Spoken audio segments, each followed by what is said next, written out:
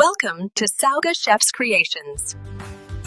Hi everyone, இன்றைக்கு நான் creamy coconut pineapple கறி செய்திருக்கிறேன். இது நல்ல டேஸ்டாக இருக்கும். ஒயிட் ரைஸோட பிரியாணியோட எல்லாம் சர்வ் பண்ணுறதுக்கு இது எப்படி செய்யலாம்ன்றதை வாங்க பார்க்கலாம்.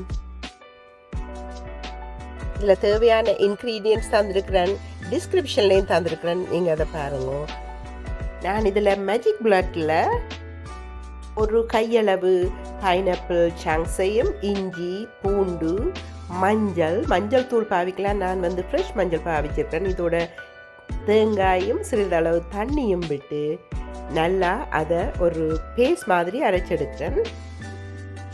இப்போ நான் மண் சட்டியில் தான் சமைக்க போகிறேன். மண் சட்டியில் 1 டேபிள் ஸ்பூன் தேங்காய் எண்ணெய் பாவிச்சிருக்கேன். என்ன ஆயில் இருந்தாலும் பாவிக்கலாம் நீங்கள். இதில் கடுகு, சின்ன சீரகம், மற்றது வெந்தயம், இந்த மூண்டையும் சாதுவாக வெடிக்கும் அளவுக்கு தாளித்து போட்டு இதில் ரம்பை, கறி லீவ்ஸ், கருவேப்பிலை, இதோட க்ரீன் சில்லி, உங்களோட உரப்புக்கு தேவையான மாதிரி க்ரீன் சில்லியை போட்டுக்கொள்ளுங்க. நான் ஒரு 3 சில்லி போட்டிருக்கேன். இப்போ இதையும் சேர்த்து சாதுவாக ஒரு வாஷம் வர்ற அளவுக்கு சாட்டே பண்ணி எடுத்துட்டு இதில் பைனாப்பிள் சங்க்ஸை நாங்கள் போடுறோம்.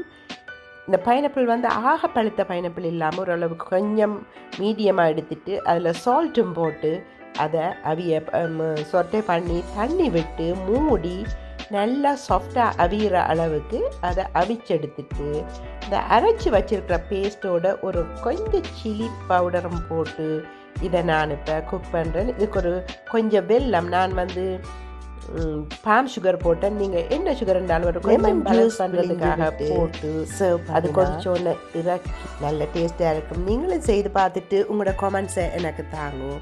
இதில் நான் பீஃப் கறி, ரைஸ், சிக்கன் கறி இதோட நான் இன்றைக்கி இதை சாப்பிட போகிறேன். நீங்கள் செய்து பார்த்துட்டு உங்களோட கமெண்ட்ஸை எனக்கு தாங்கும்.